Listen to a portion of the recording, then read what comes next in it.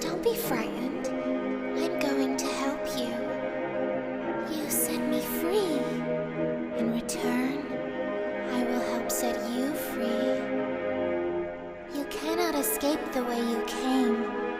Your only escape is to take the train. It's just up ahead. The train requires a special code. I'm the only one left who knows it.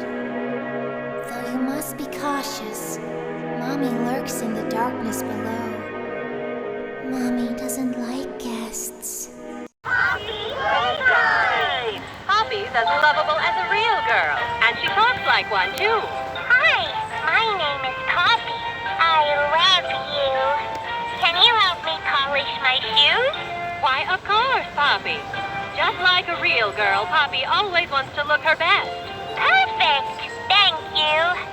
Her hair is sturdy and won't come out when you brush it, and smells just like a poppy flower.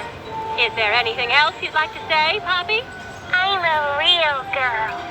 Just like you. What's the time?